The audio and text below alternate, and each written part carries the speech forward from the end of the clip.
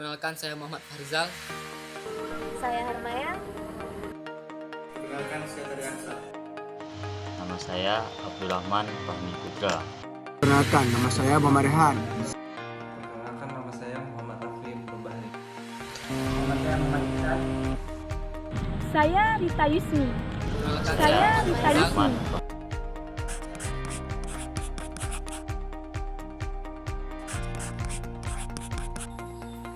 Batu bara merupakan sebuah batu sedimen yang berwarna coklat tua.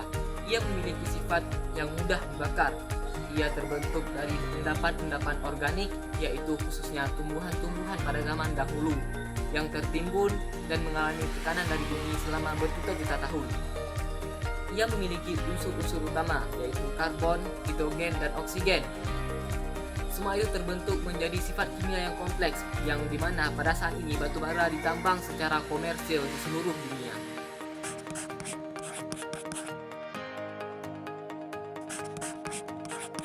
Definisi batu bara menurut para ahli ialah, menurut spesimen 1998, batu bara adalah suatu benda padat karbona berkomuni tertentu.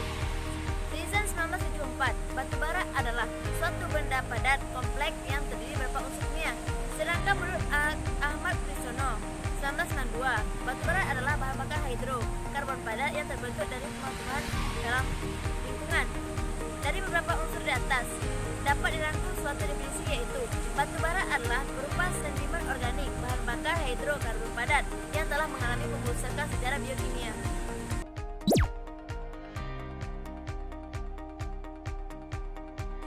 Baik, saya akan jelaskan materi pembentuk batu bara. Batu bara terbentuk dari dua endapan organik, yaitu sisa tumbuhan. Batu bara juga menjadi unsur-unsur seperti oksigen, hidrogen, nitrogen. Hampir seluruh pembentuk batu bara yaitu sisa tumbuhan, seperti alga, sofita, kitus pemain, dan endosperm.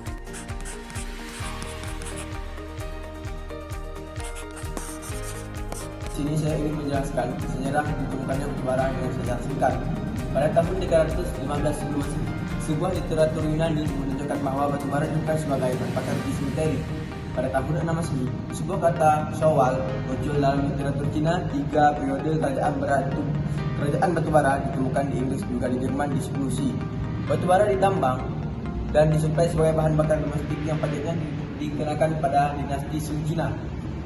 Batu bara ditambang secara komersial dan digunakan untuk pertama kalinya di Newcastle, Inggris. Henry mengizinkan penambangan batu bara. Diproduksi dan digunakan tidak menggunakan arang, melainkan dengan peralatan besi. Di Inggris, penataan batu bara meningkat sesuai dengan penciptaan besi kuat oleh James Watt Wheeler.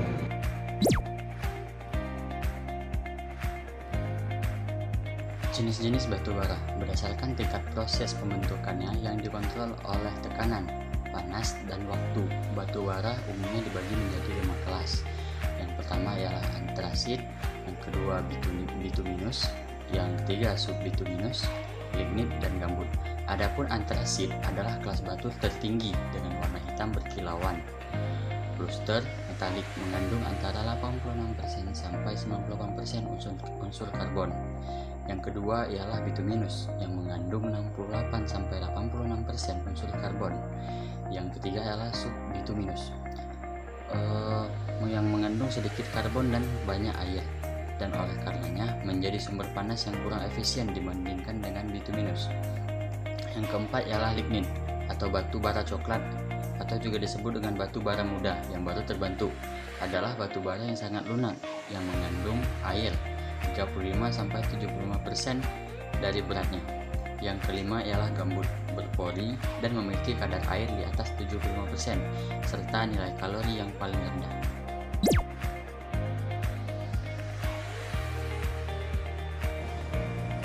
Manfaat batu bara. Batu bara menjadi salah satu sumber energi terbaik yang bisa didapatkan dengan sumber yang lebih mudah. Selain itu, ketersediaan batu bara bersifat panjang dan bertahan dalam waktu lama sehingga mendukung berbagai macam proyek industri dan juga ekonomi. Berikut adalah beberapa manfaat batu bara yang perlu kita ketahui. Yang pertama, sumber tenaga pembangkit listrik. Yang kedua, industri produksi baja. Terus bahan bakar cair, industri produksi semen, industri produksi aluminium, batu bara menghasilkan produk gas, terus industri pabrik kertas, industri bahan kimia, industri farmasi, produksi bahan metanol, produksi naftalen, produksi fenol, produksi benzema, produksi garam amoniak, produksi asam nitrat, produksi produk pupuk pertanian, komponen bahan sabun, komponen produk aspirin, produksi zat pelarut, produksi zat pewarna, produksi plastik, produksi serat, produksi karbon aktif, terus produksi bahan pengeras, produksi logam silikon. Batu bara mendukung ekonomi negara, terus batu bara meningkatkan ekonomi rakyat.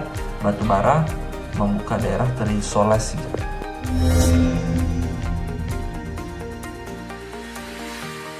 Teknik pengambilan batu bara. Ada 3 teknik pengambilan batu bara. Yang pertama adalah proses penyelidikan.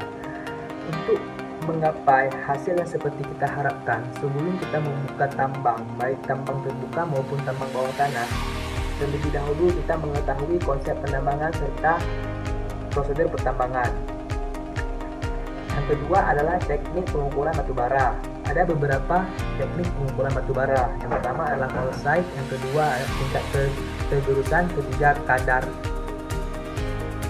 karbon, keempat kadar abu, kelima kadar sulfur, keenam kadar kalori, ketujuh zat terbang. Yang ketiga adalah penerapan teknik. Penerapan teknik pengumpulan dan penyelidikan digunakan untuk proses pertambangan, mulai dari tahap pembukaan lahan sampai dengan pemasaran batu bara. Untuk pertambangan penyelidikan eksplorasi digunakan untuk mengetahui konsep seperti apa untuk menambangkan batu bara agar proses pertambangan berjalan sesuai konsep.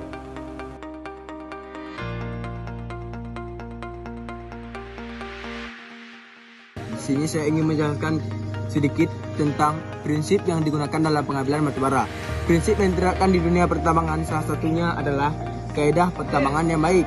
Pemerintah Indonesia melalui Kementerian Energi dan Sumber Daya Mineral mengeluarkan Permen ESDM nomor 26 tahun 2018 tentang pelaksanaan kaedah pertambangan yang baik dan pengawasan pertambangan mineral dan batu bara, dan Kepmen ESDM nomor 1827K 30 Mem 2018 tentang pedoman pelaksanaan kaedah teknik pertambangan yang baik. Bagian keempat dari peraturan menteri tersebut khusus mengatur tentang pengelolaan lingkungan hidup pertambangan, reklamasi dan pasca tambang, dan serta pasca operasi. Pelaksanaan reklamasi dan pasca tambang pada kegiatan usaha pertambangan mineral dan penanggulangan perusakan dan pencemaran lingkungan pada usaha pertambangan umum. Dan Kepmen ESDM lingkungan di bidang pertambangan energi dinyatakan tidak berlaku lagi secara lebih rinci. Pedoman pelaksanaan kaedah pertambangan yang baik untuk aspek lingkungan hidup dapat dilihat pada lampiran 4 Kepmen ESDM nomor 1827 tahun 2018. Good mining practice atau kaedah teknik pertambangan yang baik adalah suatu kegiatan pertambangan yang mentaati aturan, terencana dengan baik, menerapkan teknologi yang sesuai yang berlandaskan pada efektivitas dan efisiensi, melaksanakan konservasi batu bara, mengendalikan dan memelihara fungsi lingkungan, menjamin keselamatan kerja, mengakomodir keinginan dan potensi masyarakat, menghasilkan nilai tambah, meningkatkan kemampuan masyarakat sekitar, serta menciptakan pembangunan yang berkelanjutan. Penerapan kaedah teknik pertambangan yang baik pada pengusahaan mineral dan batu bara sebagaimana amanat Undang-Undang Nomor 4 Tahun 2009 tentang pertambangan mineral dan batu bara. Salah satunya adalah melaksanakan kewajiban pengelolaan keselamatan dan kesehatan kerja pertambangan, serta pengelolaan dan pematuhan lingkungan pertambangan. Implementasi amanat undang-undang tersebut harus diiringi komitmen yang tinggi untuk melindungi keselamatan pekerja dan operasi pertambangan, paralel dengan upaya perlindungan serta pencegahan terjadinya gangguan terhadap lingkungan hidup. Dalam implementasi praktek pertambangan yang baik dan benar ini, semua pihak berperan aktif dan saling melakukan kontrol berdasarkan Undang-Undang Tahun 2009 tentang pertambangan mineral dan batu bara.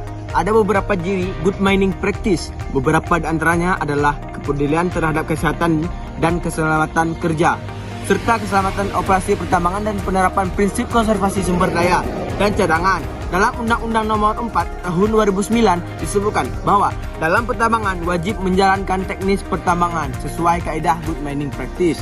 Dari itu disebutkan bahwa good mining practice perlu diterapkan di setiap tambang sebagai bentuk kepatuhan terhadap regulasi pemerintah. Selain itu adalah untuk menciptakan tambang yang aman, produktif, dan elegan. Di era industri 4.0, Dalam setiap pekerjaan dituntut untuk serba cepat, akurat, mudah, dan up to date terhadap teknologi. Dengan kemajuan teknologi, maka untuk menerapkan good managing practice, maka dibuat program GMP online oleh tim Mind Operation.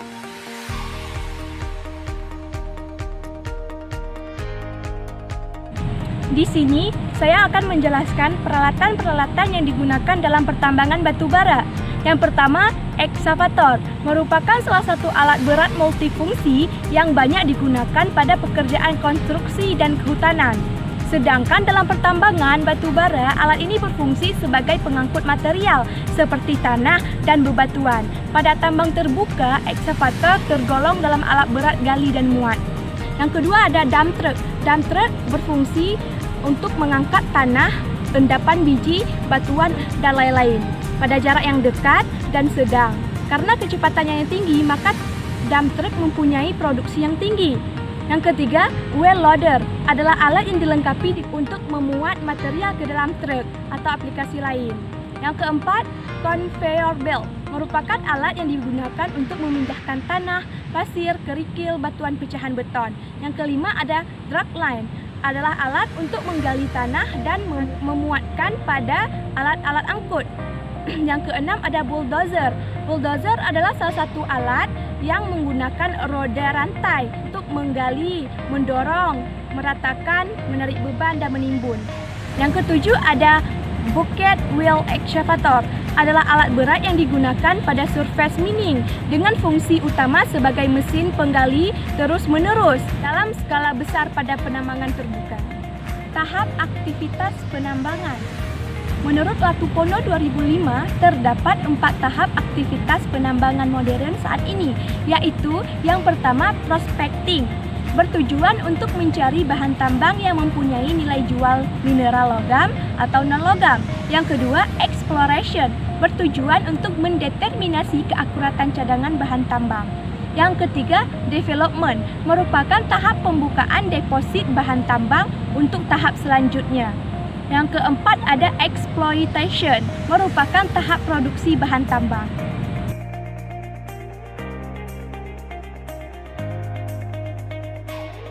Sistem yang digunakan dalam pertambangan batu bara. Dalam dunia pertambangan batu bara terbagi menjadi 4 teknik, yaitu open cast mining, deep mining, slope mining, dan self mining. Tetapi yang sering digunakan oleh perusahaan adalah metode tambang terbuka dan metode tambang tertutup. Pertambangan terbuka, open cast mining. Penambangan terbuka adalah penambangan yang dilakukan di atas permukaan bumi dengan cara menggali lapisan-lapisan tanah sehingga langsung berhubungan dengan udara luar. Kedua, self mining, penambangan atas. Self mining yaitu penambangan yang dilakukan di atas permukaan tanah karena bukit yang mengandung bahan galian hampir sejajar dengan lapisan permukaan tanah. Yang ketiga, slope mining, penambangan jauh. Slope mining yaitu penambangan yang dilakukan dengan cara membuat terowongan miring hingga mencapai lapisan bagian galian. Yang keempat, self mining, yaitu penambangan tertutup. Penambangan tertutup adalah proses penambangan yang dilakukan di bawah permukaan bumi dengan membuat lubang seperti terowongan atau sumuran menuju lokasi bahan tambang.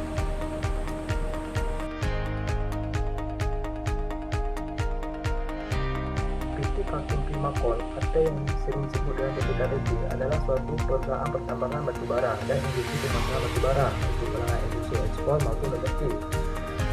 PT KBC berdiri pada tahun 1982 di Kabupaten Kutai, Kalimantan Timur. PT KBC membentuk struktur organisasi komite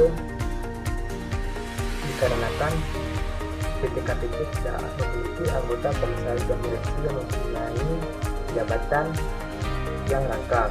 PT KTP tidak memiliki anggota komisaris independen untuk membantu anggota komisaris dan direksi. PT KTP memiliki sejumlah komite, yaitu komite audit, komite eksekutif, pengawas, dan pengendali internal.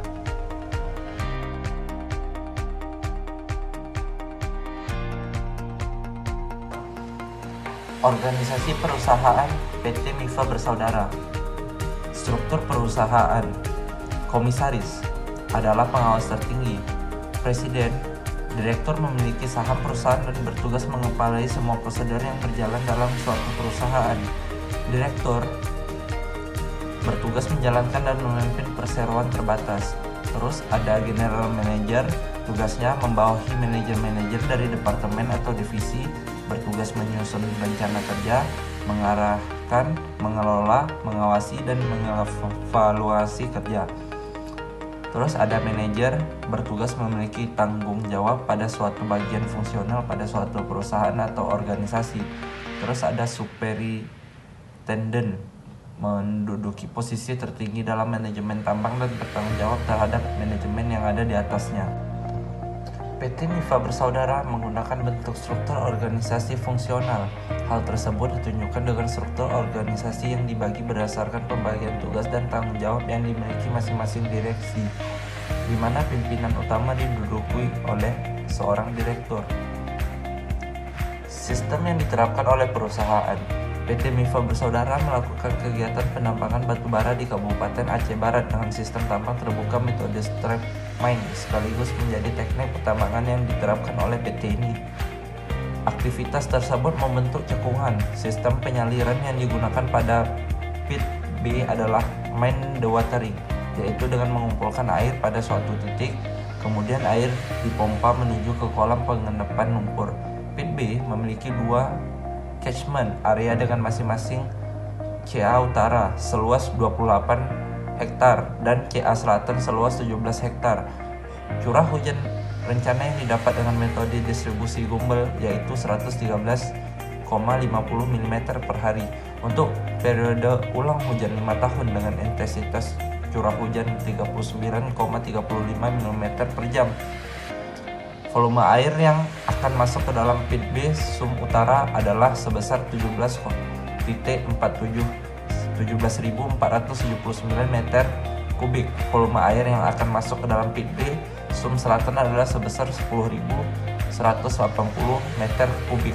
Dari perhitungan debit aktual pompa multiflow 380 diketahui debit aktual rata-rata pompa adalah 365 meter kubik per jam dengan julang total 83,32